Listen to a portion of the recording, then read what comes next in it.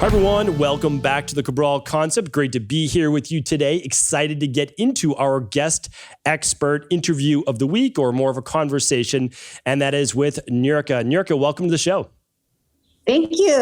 I'm excited to be here with you and with everyone. Yeah, it's great to have you. And I really wanted to bring you onto the show. You definitely have a unique message that I love being able to watch your videos and see you on social media. And that's really about inspiring people to live their best life, but through real world actions, I like to say. Meaning, like, there's a behavioral science that people can follow, that if they follow this, they can end up living the life of their dreams and achieving their goals. And so this is such a broad field, and I know there's so much we could talk about, but how did you first get into this field? And then we'll start to go into some real action plans that people can begin to take place in their own life. Well, how do you get into this field? Is that the question? Well, yeah. It's so basically, like, for a lot of times natural health practitioners, no one's at 8 years old saying, "Oh, one day I want to become a naturopathic doctor." They're typically not saying that. There's oftentimes a way that we kind of move into this field for ourselves or for someone in our family or whatever it might be. I'm just wondering if the same happened for you, or you've always felt this way, like you wanted to be able to help people and inspire them and transform their lives. I think for many of us, we've had big breakthroughs in these areas that have been life-changing. I know that's the case for me. And when you go through your own life-changing experience and you go, wow, this is absolutely possible, then that is sparks a passion, sparks a deep enthusiasm, sparks a higher desire to share. And the joy that comes from seeing people have their breakthroughs and living their best life, that's what sparks my inspiration every day. And that's really what called me to the deeper transformational work. Yeah, that's great. And that is the same. Again, for all, I think, the service-based fields and the natural health fields, and certainly what you do is natural health-based in terms of the mindset and how that affects the body as well, which we'll get into, that it's wanting to be of service to other people. And you've seen what it's done for you or someone in your family, and you're saying, listen, not enough people know about this. Because for the most part, this is an outlier-based field. It's like, this is not what the majority of people do in the world. But if more people did it, I mean, what an amazing place the world would be, or even more amazing. So I know personally that you've worked with Tony Robbins, and you've been one of his top, if not his top, corporate-based trainer. I'd love to learn more about exactly what that is before really venturing on your own and doing many life-transforming, immersive-based events that we'll certainly be getting into towards the end of the show as well. So what was your development within this field, NLP and neuroscience and all the other education that you've had? I was thinking about it the other day, and it's been 21 years since I launched my company. So it's definitely been a long journey. And before that, I worked side by side with Tony Robbins from 95 to 2000. And at that time, I began the journey bringing transformational work into businesses, into companies. And a lot of times people were bringing me in because they wanted to take their results and their sales and their numbers to the next level. And then they discovered very, very quickly that it was a deeper inner work of really liberating all team members from their own doubts or insecurities or fears or things that were showing up that were taking them out of alignment, taking them out of the cohesion of working in a unified way as a team. And that's where the work really began for me. And I traveled during that time. I remember I lived in 16 different cities over a 5-year period. And I would go in and I would lead the training with these corporations. And I was totally passionate about bringing these higher principles into businesses. And then from there, it was time for the next adventure. And so it is with us in life. I call it a neogenesis. In our community, we call it neogenesis, which is really time for a new beginning, where you know that it's time for whatever is the next stage of your journey and your evolution. And that inspired me to launch my company with the vision of inspiring global transformation through inner evolution. That by each person having their own unique breakthrough and living in alignment with their unique purpose, their unique talents and gifts, and powerfully bringing those forth into the world in a way that created value and in a way that brought their own unique creative expression, that the world would elevate as we all live this way. So that's what sparked the journey. And then really for me, it's been a devout study and practice, researching what are the different methodologies, what are the different techniques and strategies from a number of different fields and then bringing them together to be able to interrupt patterns that do not serve and literally create new ways. And I go like this with my hand. If you're listening to the podcast, you can't see it, but I have this vision of creating new neural pathways, new ways of thinking, of being, of communicating that are in alignment with your highest expression of who you really are. For all of us, our highest inspiration. So my passion is creating experiences that spark that, and creating experiences that uncover the obstacles to that, what obstructs that, so that we can bring those obstacles to light and shine the light of illumination, shine the light of greater awareness in such a way that allows the integration of new insights and new learnings that, once integrated, allow old patterns to naturally dissolve, not because you're trying to change it and you're going to get it, but because it happens in light of a greater level of understanding, deeper understanding.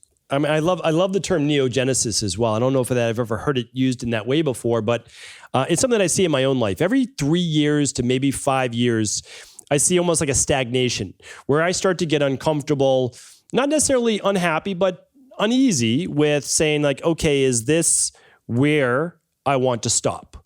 And for me, it's not moving out of my field.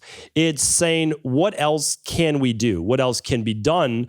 And hopefully at a greater level, because now I have 3 to 5 more years of education, right? I've learned more from the hundreds of thousands of people we would have worked with and seen them go through programs. There's a lot of data.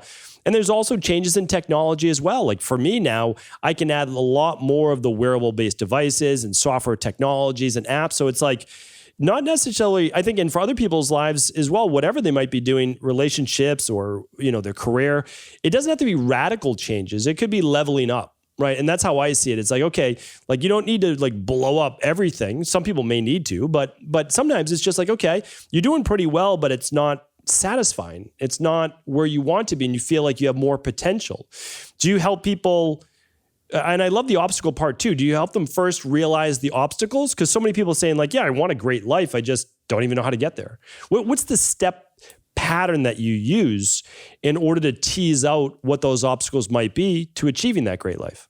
And it depends on how we begin that transformational process. But usually I'll ask people to think of an area in their life that by they having that quantum jump or even that improvement that you described over time, like what's one area in your life that by you improving that one area would inspire you, would give you a sense of greater joy, a greater sense of fulfillment? What is that? And that will become the portal for our work. And then I will guide them through a process of uncovering what have been the deeper beliefs and core values that have been driving their life in that area up until now, based on what's been showing up. Mm-hmm. So a lot of times somebody will tell you what they think their values are. And they'll say, well, here's my values. But you look at their results and you see what's showing up in their life, where they invest their time, energy, resources, and that's going to reflect back to their values. So we go through a very profound process that is a cathartic process to really uncover what are these deeper subconscious values and beliefs. Mm-hmm. And that's very illuminating, because a lot of times you'll see somebody that has a vision of what they're inspired to move toward, but sometimes it's like they'll take 2 steps forward and 1 step back, and they're kind of in this place. So what is the root cause of that? I always love to get very curious and go, okay, well, what's causing that? And often what's happening is there's a incongruence even with their own subconscious values. Yes. So the first question I ask is, what's been showing up? And if there's something that's been showing up that isn't serving them, are you ready to let it go? Mm-hmm. That's one of my favorite questions to ask, because sometimes you'll see people will have a part of them that wants to let it go, but another part of them that's holding on. I've seen the same, and and also with or maybe getting to where you want and then coming back to your set point. Like you get there for a little bit up and then you're right back. And that's always interesting because to me that means that again you haven't released those more dominant subconscious beliefs that you have of yourself or the world around you. Exactly. So what is it that brings someone back to that particular standard? I remember a conversation I had with Tony Robbins when I was 19 years old, and I asked him, what's the one thing I could do? And I was 19 and on the edge of my seat. And I'm like, what's one thing I could do that would take every area of my life to the next level? And I remember he pointed at me and he said, raise your standards. And at first I was kind of like, what are you talking about? Raise my standards. And I had justifications, but he described it as a thermostat, how we have these subconscious standards that are thermostats. So that was a that's one of my favorites. Heartwarming moment. Yeah. And I mean, that's, I'm trying to think of the exact term right now. Is like, you don't get what you want, you get what you need, or you have to have something like that. I think that's like, the Rolling Stones, right? that might. All right, so that was different. The different quote there. No, it is basically like, listen, if you see yourself as a billionaire, let's say, you could lose it all and you'll become a billionaire again because that's your identity and that's your identity. Yes. So what you hold as your identity is ultimately not what you want, but it's what you will become. Would you say that's true? Yes, because it's like your identity becomes this strong internal need to be and to live consistent with that sense of self. So it's amazing to see what people will do to meet the identity of how they believe themselves and who they believe themselves to be. So you could change a behavior, but if that behavior isn't consistent with the person's identity, the behavior goes back. So that's why when you do the deeper transformational work, it not only transforms your day-to-day actions and your habits, right, and your behaviors, it actually transforms your own deeper belief system, and what you deem to be most important begins to shift and change, and how you perceive yourself, which is, again, back to your own identity. So when you're working with someone, what are the techniques that you've had, you said 21 years or more than 21 years to kind of hone in on technique? And that's why for me, like, again, I remember being in my early 20s and I knew it all in my early 20s. But then somehow I've learned more over the years. But what I've realized is that you need a good 10 to 15 years of working in a field to really get it. And that's just because you then have so much data of working with people in the real world that you can say, regardless of what the textbooks say, this is actually what works. And so you've had time now. You've worked with hundreds of thousands of people. I'm sure you've studied dozens of different types of techniques, maybe more. What are the ones that you see yourself going back to over and over to help people the most? Like NLP, like I'm getting at those types of things, hypnotherapy. And it's NLP, really a combination. It's really a combination thereof. I've created like my own unique blend after doing it for so long. I find that one is the context that you create for the transformational process is very important. So consciously creating a context that supports rapid intentional change. I find guiding someone to become clear on what specifically it is that they want to change. It's amazing. Sometimes there's even a lack of complete clarity. So as far as a technique, it's like, okay, what do you want? What's the problem? And how is that a problem? And really isolating, not just the problem as I'm looking and as I'm listening to someone, I'm uncovering how they are storing the problem subconsciously. So the underlying structure of what they're experiencing subconsciously in their internal map of the world, the internal representations that have pictures, sounds, feelings, internal dialogue, there's a structure to that. And the moment I can elicit the structure, then I know that I can loosen that, or guide them to loosen that old structure, to blow the boundaries out of that old way of thinking and being, and create a new empowering way instead. And that's maybe like get a little technical, but one of the things is isolating what that is. And then another thing that I consistently go to that I find it's a difference that makes the difference in ensuring that guiding a transformational process works. And if someone's hearing it for the first time, you're like, what do you mean by guiding a transformational process? Like guiding somebody to let go of doubt and step into confidence, or guiding someone to let go of, fear or insecurity and step into clarity and courage. Those types of shifts. One is that I'm very thorough to guide a group or whoever I'm leading to transcend secondary gain as a prerequisite before I even begin guiding a transformational process. So what does that mean? Secondary gain is when somebody is holding on to something because they're subconsciously linking some form of benefit. So part of them wants to change, but another part of them is like, hold on, I'm holding on to that because it's giving me a benefit. Mm-hmm. And unless there's absolute alignment with the conscious mind and the subconscious mind, that is a prerequisite for the integration to happen. So one technique, you asked me, like, what's a go-to technique? Transcending secondary gain is a go-to technique. Releasing negative emotions stored subconsciously is usually where I go next. The deeper emotions, anger, sadness, fear, guilt, shame, these cloud the mind. They cloud vision, they cloud reason, they cloud people from taking inspired action. So I like to wipe those out.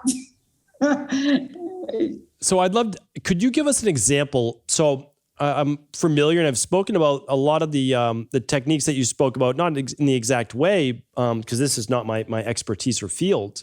However, could you give us an example of the secondary gain? I think I know what you're talking about. I understand, I think a little bit about how you're holding it back, but where have you seen it happen in people's life that ultimately it holds them back? Definitely. And it could be personally and it could be professionally. It could be personally, they want to let go of weight and be lean, healthy, and fit, but subconsciously they're holding on to the weight because it subconsciously keeps them safe or protected in some way, shape, or form. Consciously they want to go out and achieve huge success, and make financial abundance and make a lot of money, but subconsciously they have fear of loss or disconnection from family members or people that they love. So it's usually there's a linking of safety and security. That's usually where it begins. Yes. Of holding on to a pattern that isn't serving you because the subconscious mind's going, wait a minute, that keeps me safe. Like, don't take that away. That keeps me secure. Now, here's the awesome news, though. Is that the moment the subconscious mind gets, there's a new way, a better way, a healthy way, an honoring way, a new creative way to meet the highest positive intention of that secondary gain. In other words, we're not just taking something away, we're going to find something better, something better and cooler and more honoring and healthful to replace it with. Then the transformation becomes easy. It's just you've been going in that direction for so long. So if someone's been driving to work and it takes them 25 minutes and they've been doing it forever, even if there's another path that only takes 12 minutes, but you haven't taken it before, it might seem like, oh, that's really tough, but it's really not. It's just you've been used to going that old pathway. But now they're here with you and me, and we're all listening. We go, wait a minute, I want to take the 12-minute route to work, not the 25-minute route. Yes. And it begins with knowing that it's possible, that it's available, that the next level is available for you, that your desires matter, that your visions matter, that what you're inspired to bring into the world matters. And that anything that has showed up that has blocked that, get curious about it rather than resisting it. Because whatever you resist, you give power to. So instead of resisting it, we're going to invite it in. We're going to get curious. We're going to go, okay, what is your highest intention for me? What is your highest intention for my life? What are you intending to give me? I love that. Yeah, without a doubt. And so that's what I thought maybe you'd be going, because we see it at, like, for example, in our practice, let's say someone has 70 pounds to lose. They know that if they lost that weight, they'd have more energy, they'd have less joint pain, less inflammation, all sorts of different things. However, everyone in their social circle might also be 60, 70, 100 pounds overweight, and they love to be able to go out to certain places which are not conducive to weight loss. And so they want to lose the weight, but if they do, they're worried that they might lose their social circle of friends. And I've seen this hundreds of times in my practice. It could be not about that. It could be just getting healthy and they want to eliminate alcohol, but all their friends love to go out and drink. And if they don't drink, they might not be accepted. But they know they need to do it in order to get this, but the fear of loss of their friends is actually even greater than the fear of the success, the benefits of the success. So how I guide them, and I actually don't know if it's the best way, I would say is, listen, there is a better way. You're going to feel so much healthier, but also you're not going to know until you get there that you could also be the positive role model that would be able to maybe influence a positive thing in your other friend's life, or you may actually find something better in life even beyond that. Or is what I've done is I still go out, I still have a good time, but I don't necessarily need to have 6, 7 drinks of alcohol at a time. So what's the best way that you would recommend approaching that situation for those people? I mean, it depends on the context. I like to approach a situation context specific. If someone is coming to me in a transformational course because they want a breakthrough in these areas, I would navigate that differently than if I was just having a conversation with someone maybe at a coffee shop, let's say, you know. So in a transformational context, I'm going to speak into the part of them that's been holding on to the old pattern. In other words, I could consciously and logically give them all the reasons why. But if they consciously, and that could work, that definitely could work. My approach is usually to relax the conscious mind enough to be able to speak into and uncover what it's ultimately giving them at the highest level, how it's serving them and how it's benefiting their life. And then I guide them through a process where they uncover for themselves new ways to meet that same highest intention. So how, like when you ask me the how, it's like I guide them through an inquiry. I guide them through a journey of self-discovery. And in the journey of self-discovery, they come to, rather than me telling them all the things that are going to happen, I guide them through questions in a relaxed state for them to uncover the new ways at the highest level. And then from there, it just they come to a place of logical realization that creates a breakthrough themselves of like, well, of course I would let that go because what I would receive is so much more, is so much greater. And the moment that happens, then that's really the prerequisite to have lasting change happen. It's like every cell in their body's like, I'm ready to go right now. So using the positive future projecting, the negative future projecting, like, listen, if you go on this path, this is going to be it. Positive future projecting is like, this is how great your life could be. And you get them so excited about that future vision of their life that it only makes sense. You would then want to take the steps in order to achieve that.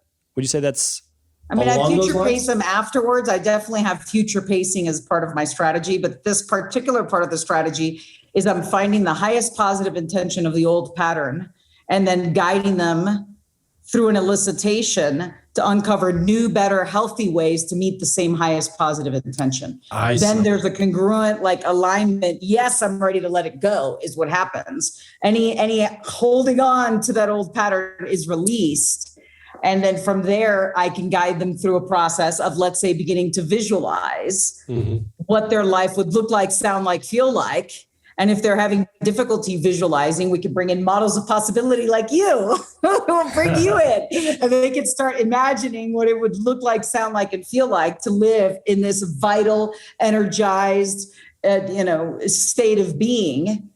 And then definitely future pace it. What you're talking about as far as going out into the future, that has immense value where they can literally go out. I call it a future memory.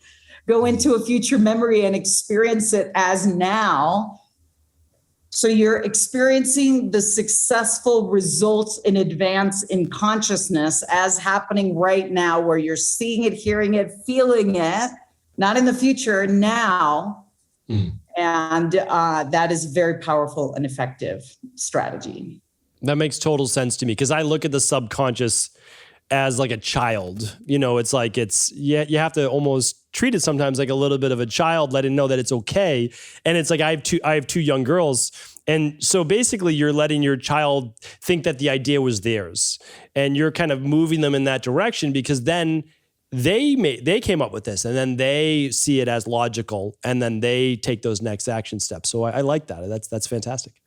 And that's actually very accurate, is the subconscious mind is like an 8-year-old child. And it works on the process of deductive reasoning. And this is, before, when we were chatting real quick, as we were getting ready to get started, we were talking about fears that show up for people. And when we look at where were these fears even imprinted, and we go to the early stages of childhood, and we realize this is why we have compassion, for the subconscious mind, is that it works on the process of deductive reasoning. So if there's an imprint that's made in childhood, the subconscious mind comes up with all these reasons why that is true, even though it's not necessarily true. It's just finding examples through the virtue of that prime directive. Yes. So I'm assuming the hypnotherapy part of it is to get them into that relaxed state. And even as a group, you can do that. Is that correct? Yes. And that's really important, because you want to drop them into a relaxed state. Because if they're in that beta brainwave frequency of just trying to figure something out, sometimes I joke with people and I'll have them pull up a chair because they've got all these questions. And I'm like, if the problem was stored consciously, you would have solved it before you met me. Right. So pull up a chair and let's put your conscious mind and sit it nice and comfy right there in that chair. And then when we're done with our transformational process, you can merge with your conscious mind. So I'll say that playfully and lovingly, right? Just to kind of create a spatial anchor for them to be willing to surrender for a moment and go through a process where they're allowed to be guided. And as I guide them through this process, they're in a heightened state of consciousness, actually. They're in a heightened state of awareness. And because they're in a heightened, relaxed state of consciousness, they're able to gather insights and learnings that they would otherwise miss in a anxious or stressed state.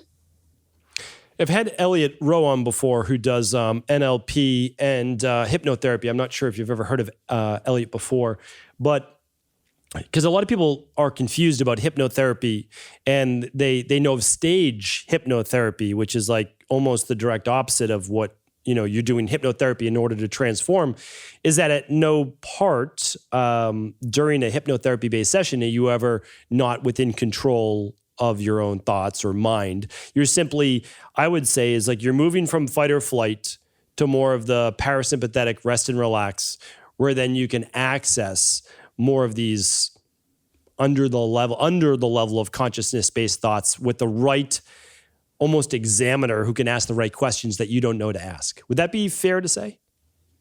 That's accurate. You drop into a relaxed state that allows you to easily and naturally enter the operating system of your subconscious mind.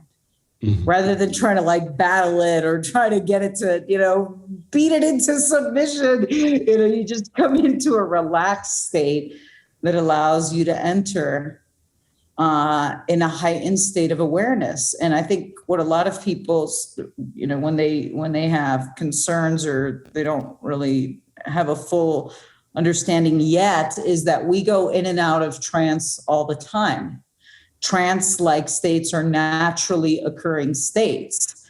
So you could be in a car and you could be on your way to meet someone for an appointment, but you're used to driving home and you get off on the wrong exit because you were in a trance-like state. Or you go into a parenting trance, or all these different types of trances. So what we do is we guide you through a process of becoming rather than just being susceptible to going in and out of trance, you have a heightened degree of sensory acuity and awareness to recognize when you're going into trances that do not serve you. And you have tools and techniques to interrupt those trances and literally wake up in the dream, if you will, and have tools. I love tools and I love techniques. And I think that's one of the things that really empowers people when they go through a journey. And it's not just like this epiphany of like this moment of instant enlightenment, right? They call it, there's a term called satori, instant awakening. In addition to that, I have tools, I have techniques. I can catch myself when I'm doing that thing that I used to be doing. And now I'm just not an autopilot anymore. There's awareness here. There's consciousness here. There's choice here. Even if in the beginning, it might be a little tricky for some people because you've been used to going down that neural pathway for so long. Awareness precedes transformation here. And all of these processes are designed to amplify choice. And going back to the, basically the new neural pathways or what we're talking about before, I see it as if you are more of that type A individual, or just for the most people in general, when you're creating habit change, you're doing it through willpower. And willpower only lasts for so long, especially if you, as I say, fill up the rain barrel with a lot of other stress. It's very difficult to say, okay, I'm still going to go to the gym at 5 o'clock tonight, when you've got a million other things to do, whatever it might be. But when you're working at a subconscious level, instead of using the word neuropathways, like we're literally building new roads. To kind of go back to your example before, is like, yeah, you might be the 25-minute road, but no, we're going to build a 12-minute one. We're going to actually we're going to go in and recode the system, to use more computer terms. And I actually see the subconscious as more like coding. We're literally just changing our viewpoints so that you don't have to use willpower. I've just I almost, like you said earlier, raise your standards. I consider them just kind of like rules to live by. So when people ask me like, hey, do you want to do this? And I'm just like, no, I can't. Like, that's not something I do. Like, do you want to go out? Like, oh, the show ends at 1 a.m. I'm like, I don't stay out till 1 a.m. Like, I can't do that. So unless it's like something that's really important or really powerful, no, because I know what it does for the next day or two. So when you're talking about working on the subconscious level, do you see this? What was the name again? Was it Satori?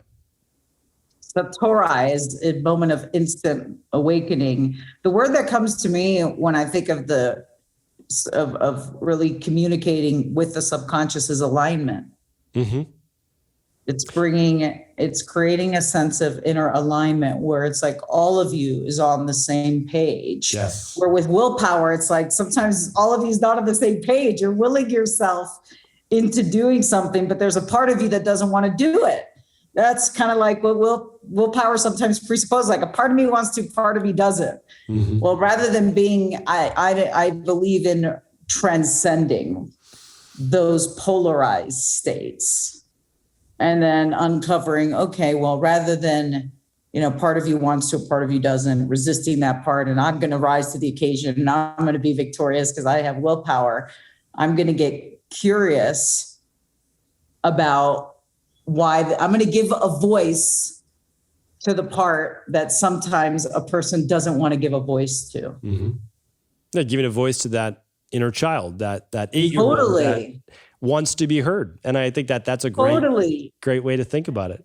Yes. And I love that because sometimes people want to silence those inner voices because they have the willpower and the discipline. And then it manifests in other ways that are not healthful for them, that sometimes you don't see immediately, but you'll see more long-term. So I'm about liberation. That's my life's work. It's about walking the path of liberation and giving it a voice and then finding the highest intention because I know it has a higher intention. And the moment we can uncover new ways that are creative and healthy to meet those higher intentions, then you don't need the willpower, you're inspired. Now it's not about willpower, it's about inspiration. Now I'm inspired. I get to, I choose to, I will, I am. Not I have to, I need to, I must, I should. Your language changes, it's revealed in your communication. I love the get to, because that's a big part of it. I feel like alignment is what starts it. You're in alignment. Okay, now you know what you're supposed to be doing. You believe that you should and you feel you should. And so then you start to take inspired action. Like, a lot of people don't understand people that wake up at 5 a.m., 5:30 a.m. and they have energy and they're ready to start the day. It's really because people talk about passion, but it's really like, no, this is what you're inspired to do because you're in total alignment that this is what you were meant to do in your life. And that's really how I look at it. And I think a lot of people don't understand how they got there, but it's probably from listening really to that inner subconscious saying, this is really what we want. And if it's healthy, maybe talking to it a bit more and saying, okay, let's do a little bit more of it. So my question I had for you there was, and in your practice, do you see the transformation happen over weeks and months, or is it an instant transformation for the most part? It depends. I've seen and been part of both ways. It really depends. Again, context is so huge where someone is in their life.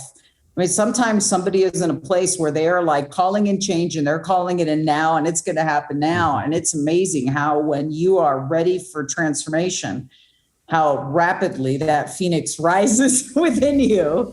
Yes.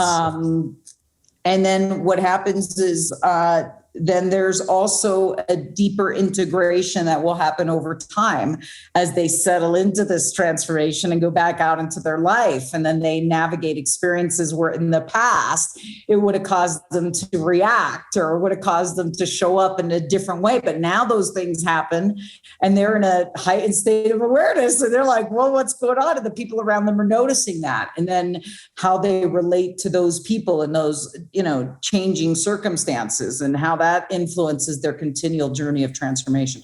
So I definitely see, when somebody is all in and they've transcended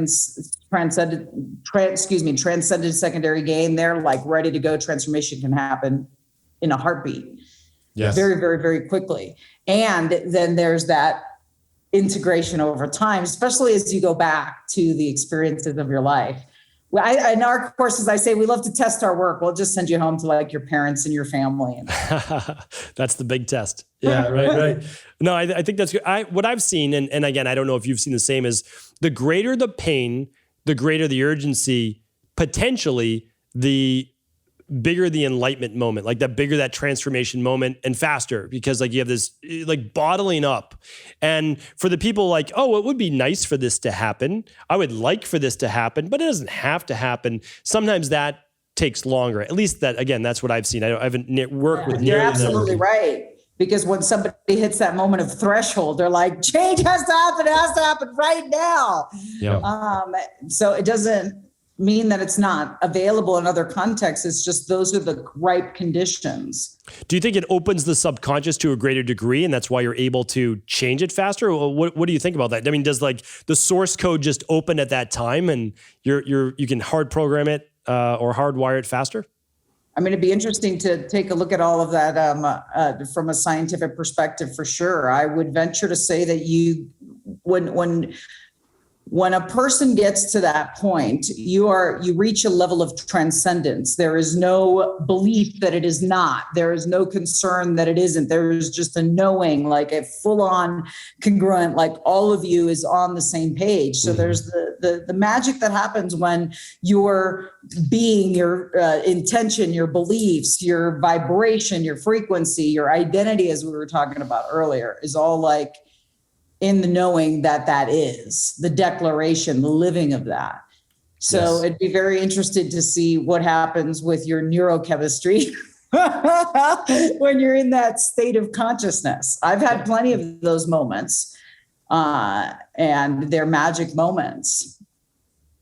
Yeah, I can only imagine what the brain looks like lit up, as well as those neurotransmitters under, that type of state of high emotion, where I think you'd be more suggestive, maybe not to change, but to openness to change, and then because like, hey, life can't go on like this, and I think you also start to question life in general, like this is not what life is supposed to be. And like it starts to break down a lot of those 8-year-old barriers. But I think even sometimes when you're ready to quantum leap to the next level, I see it also, not just that you're quantum leaping out of something that you're ready to transform, but like when you're calling in the next level of your creation or the next level of your like magnum opus of your life.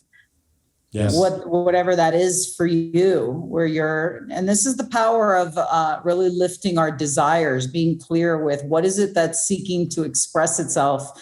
As my dear friend Michael Beckwith says, what is it that's seeking to express itself through you?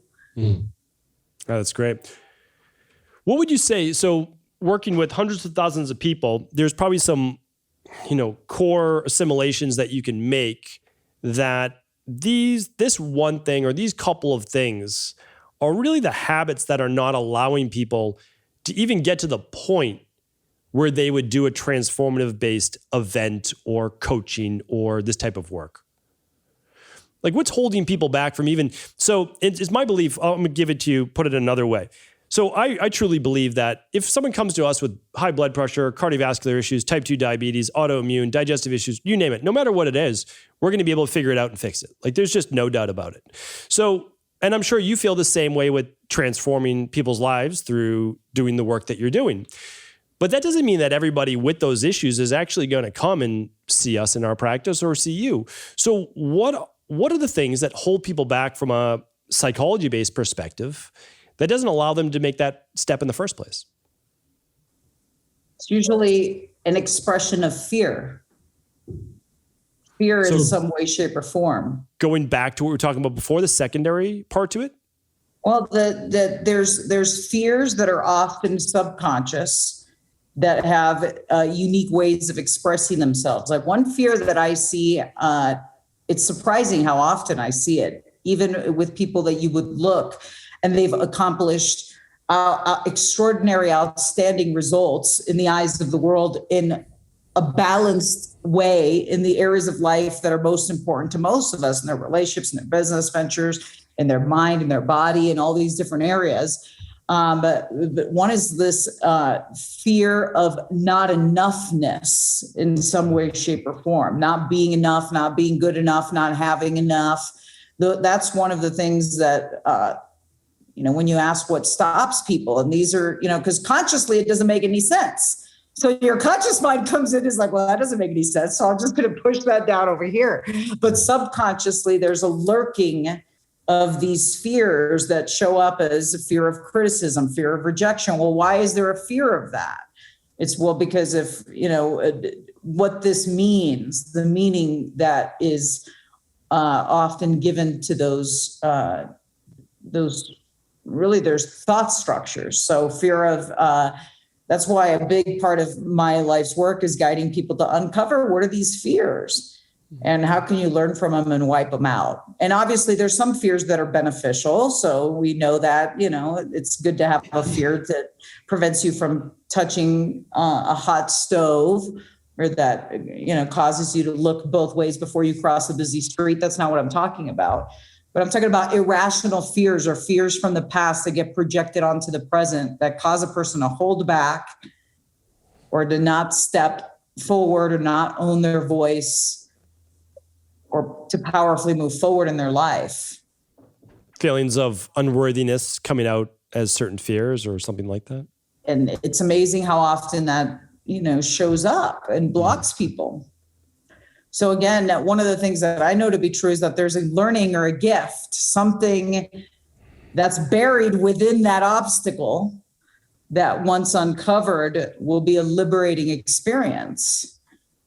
And that's that liberation with a new integrated wisdom, a new higher level of wisdom.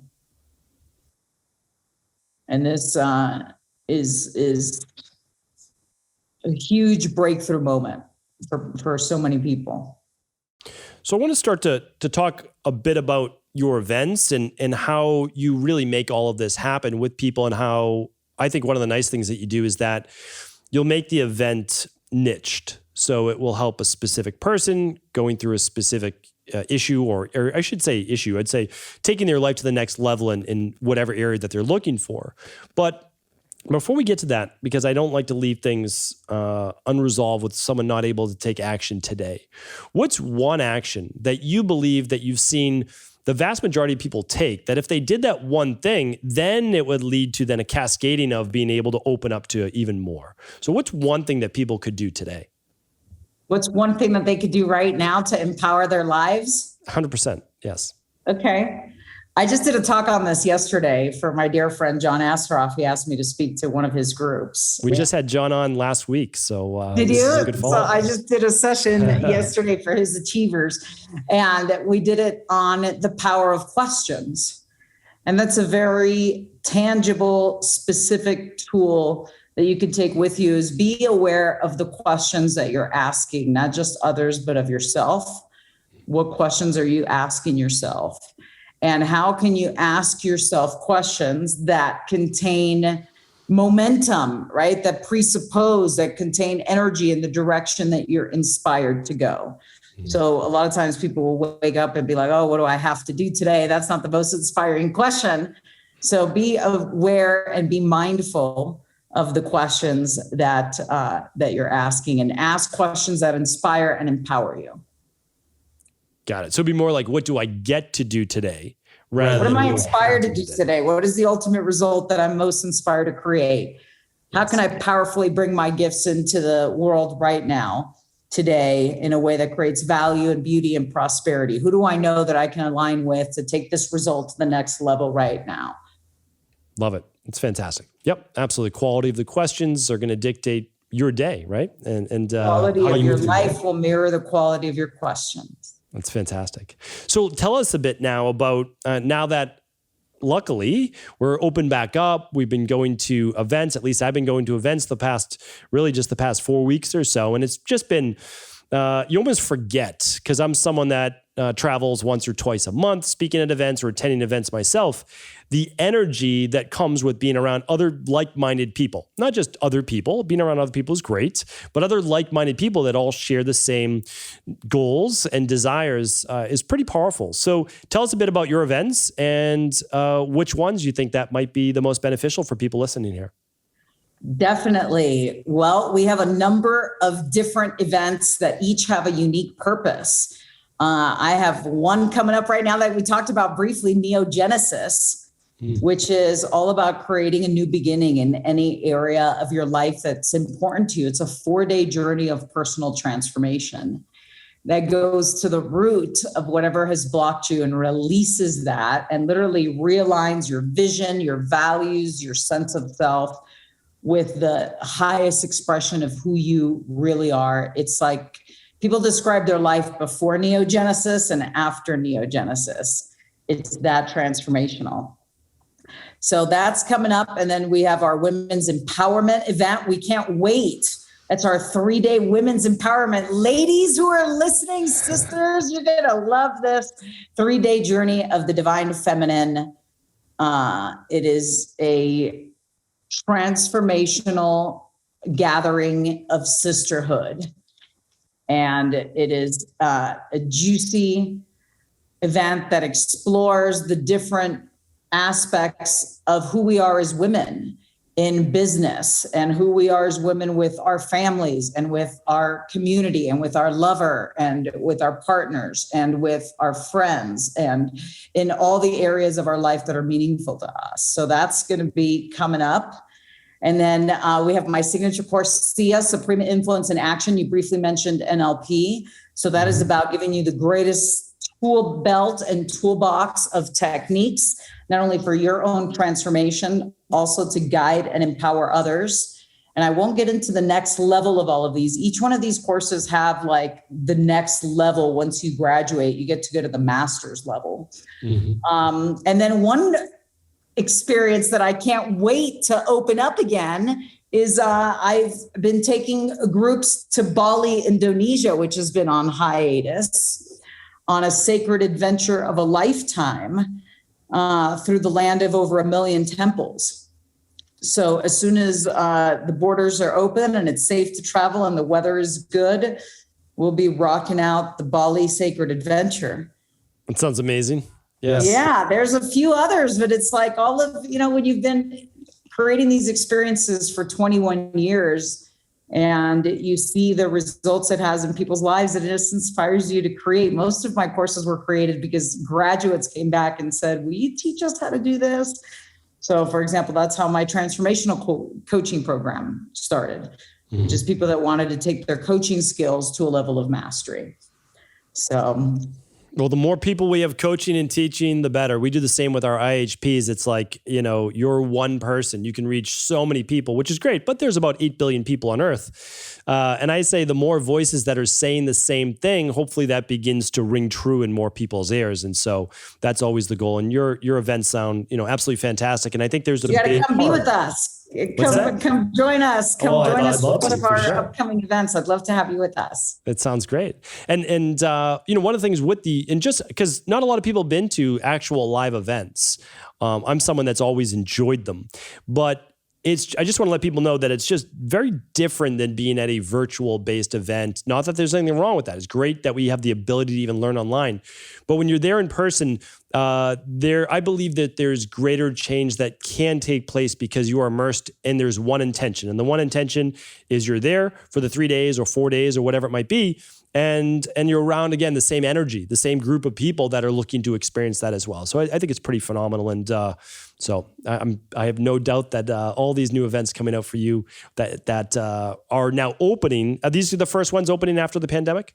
Well, we still have virtual events that are still happening. Yes. And it's been a blessing to have the virtual events also because we've had people from around the world that have been able to plug in ways that they wouldn't have been able to in the past. Yes. So that's happening. And then we do have our trajectory of live events that we're now rolling out. So it's a combination of what's going on with virtual and live. But I hear you. I've been in the live events business for decades. So yes. I definitely know the power of these live events. And I hope that all the borders do open up. And of course, everyone will do their best. We had to reschedule ours last year from last September to hopefully this September, but we'll see if that actually happens.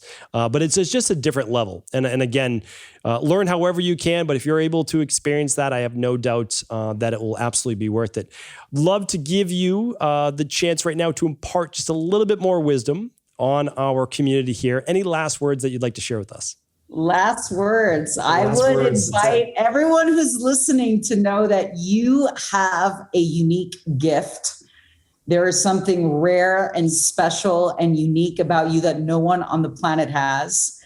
And as you powerfully step forward into your gift and shine your light and bring that, out, like unleash your gift, that this is going to create the space that's going to elevate everyone around you, your loved ones, your family, your children, your community members, and ultimately our world. And it's my joy. It is a deep joy and a deep honor to be here with you, Stephen, and to be by your side. And I'd love to hear your stories. Share with me about your stories of transformation and what you've learned and what you've discovered.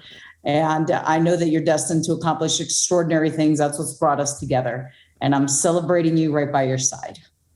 It's amazing. Yeah, absolutely. And I hope that people do not just listen to these words that you've shared today, but really begin to take their life to that next level for whatever step they feel is right for them. How can people learn more about your work?